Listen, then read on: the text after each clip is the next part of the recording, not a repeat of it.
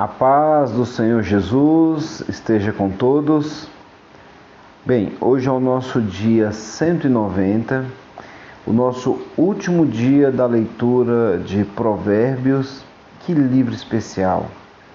Desde o capítulo 1 até esses últimos capítulos aqui, que é o capítulo 30 e capítulo 31, verdades que de vez em quando se tornam verdades absolutas, outras verdades que dependem do nosso posicionamento em relação à vida, às coisas espirituais, e outras situações que dependem de Deus. Mas esse Provérbios, ele é uma coletânea de vários autores, não apenas Salomão, né? Existem outros autores que escreveram, por exemplo, aqui no capítulo 30, um homem chamado Agur, filho de Jaque. Capítulo 31, a mãe de Lemuel escreve uma parte, Lemuel, que é um rei, escreve outra parte, e parece-me que a respeito da mulher sábia é um outro autor que escreve, exatamente por ser essa coletânea de vários autores, né, de vários períodos. Mas vamos lá, vamos pensar um pouquinho aqui no capítulo 30 e no capítulo 31 de Provérbios. Primeiro, que começa a citar aqui, é um homem que se identifica como Agur, filho de Jaque. E dando uma olhadinha no rodapé de algumas Bíblias, a gente tem informação de que esse Agur certamente foi um dos sábios na época de Salomão, que inclusive pode ter aconselhado o próprio filho de Salomão em algumas situações. E aí, então esse homem, ele é um sábio, ele é um assessor, né, de Salomão, e aí a gente começa a pensar o seguinte, ele vai começar a falar o seguinte: palavras solene de Agur. E esse Agur, ele se demonstra aqui como um homem bem interessante. Ele tem uma baixa autoestima, né? A estima própria dele de repente é baixa. Por quê? Porque ele repete do versículo 1 ao 3: Deus não está comigo, Deus não está comigo, eu estou desamparado. E ele fala: eu sou mais animal do que gente. Gente, que tristeza, que lamúria, né? Eu nunca fui sábio, eu nunca fui inteligente. Você já viu pessoas assim, que tem uma autoestima baixa? Quer dizer, uma estima própria lá embaixo, lá no chão. Eu não valho nada, eu não tenho nenhum propósito de vida. E é como diz aquele ditado, né? Eu sou aquele que é o pior dos piores, eu não tenho nenhum valor. Né? Então existem pessoas que têm essa baixa estima. E depois ele começa a fazer uma percepção das coisas que são impossíveis. Por exemplo, ele fala o seguinte, que alguém já tentou guardar a água no pano, né? Ele fala assim: quem subiu aos céus e desceu? Quem encerrou os ventos nos seus punhos? Quem conseguiu amarrar a água na roupa? Coisas impossíveis.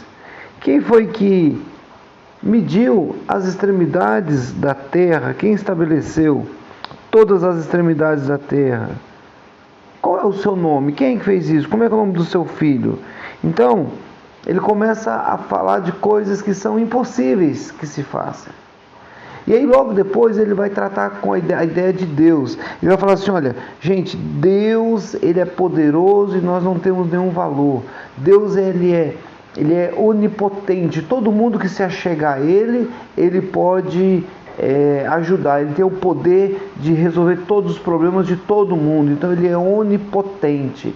Além disso, ele é onisciente. Ele sabe todas as coisas. Então, se você está acrescentando à palavra de Deus algumas coisas, você tem que entender que Deus, ele conhece tudo e todos. Ele sabe que você está acrescentando. E aliás, se você acrescentar, Você corre o risco de ser desmascarado e ser chamado de mentiroso na sua cara. O próprio Deus vai te chamar, vai te chamar assim porque Ele sabe de tudo. Então, esse é um pouco da situação desse homem chamado Agur. Ele vai dizer o seguinte: olha, antes de morrer, Deus, eu te peço duas coisas. Eu te peço que o Senhor afaste de mim a vaidade e a mentira. E eu quero te pedir que o Senhor não me dê nem pobreza e nem riqueza. Eu não quero ser pobre a ponto de roubar e envergonhar o seu nome. E também não quero ser muito rico a ponto de dizer, eu não preciso de Deus porque eu tenho toda a riqueza. Então, a melhor opção, segundo Agur, é viver na média. Não é na mediocridade, é na média. Essa é a oração que ele faz, não é? E aí a gente tem que entender que nós somos estimulados o tempo todo a ser o melhor, a ser o bom. E a oração dele faz isso: não, eu quero ter uma vida tranquila, né? Uma vida sem crise, sem problemas. Não precisa ter muito dinheiro e não precisa ser miserável. Eu quero ter uma vida na média. Essa é a ideia dele. E aí ele vai falar de coisas difíceis para a gente entender. Eu achei interessante isso. Ele fala o seguinte: 4 coisas que eu acho difíceis. Como a águia consegue sobrevoar tão alto acima das tempestades? Como a cobra consegue se arrastar no meio das rochas, e muitas vezes rochas quentes, né? Como é que o navio ele encontra o seu caminho de volta naquela imensidão de mar? Mas o que eu acho mais difícil de entender é como o amor entre um homem e uma mulher se constrói. Como um homem pode se apaixonar para uma mulher? Se ele conseguir resolver isso, ele consegue resolver muita coisa, né? E ele termina aqui o capítulo 30 falando que toda ação, ela provoca uma reação. Ela fala o seguinte: olha, se você tem sido tolo para ser orgulhoso e planejar o mal, presta atenção. Se você quer ser tolo e planejar coisas erradas, a vida vai trazer uma reação. E ele vai falar o seguinte: bater o leite, a reação é que vai virar manteiga. Pancada no nariz vai gerar derramamento de sangue. E provocar a raiva o tempo todo gera briga. Então, não seja tolo e não seja orgulhoso para planejar o mal, porque isso vai dar errado, né? Capítulo 31 é uma mãe preocupada com seu filho, que é rei, e fala assim: olha, meu filho, você é a resposta das minhas orações, mas eu vou te dar alguns conselhos. Não se envolva com mulheres erradas, porque elas podem tirar todo o seu dinheiro.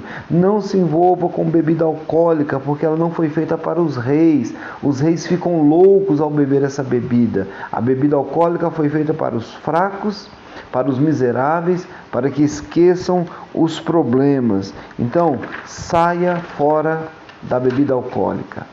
E por fim, ele vai dizer de uma esposa ideal para esse rei. Na realidade, essa mulher ela não existe. Essa aqui é uma personificação de toda a sabedoria que foi falada em Provérbios.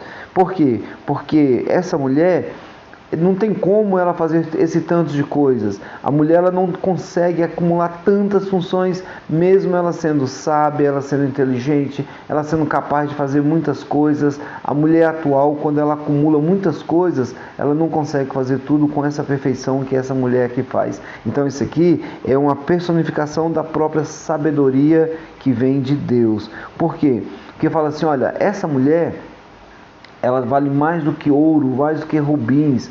O seu valor excede as muitas joias. Ela é uma mulher trabalhadora, ela sabe administrar bem, ela é uma mulher que sabe fazer contas, ela é uma contadora, ela investe em bens, investe em imóveis, ela também tem um serviço social, tá tudo ali, ó. Ela não tem medo do futuro e acima de tudo, ela é muito admirada por esse marido. E esse capítulo 31, gente, a gente não consegue compreender de forma clara, mas ele é organizado em uma ordem alfabética hebraica. Por isso que em algumas Bíblias, essa minha Bíblia aqui, ela tem toda a ordem alfabética hebraica. Começa com Aleph, Bet, Gimel, Dalet. Então cada frase, cada versículo é o início é um acróstico, né?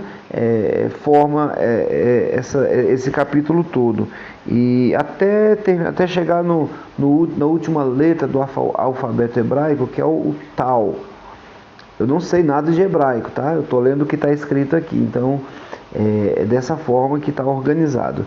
E aí ele vai dizer que a gente tem que ir atrás dessa sabedoria, tá bom?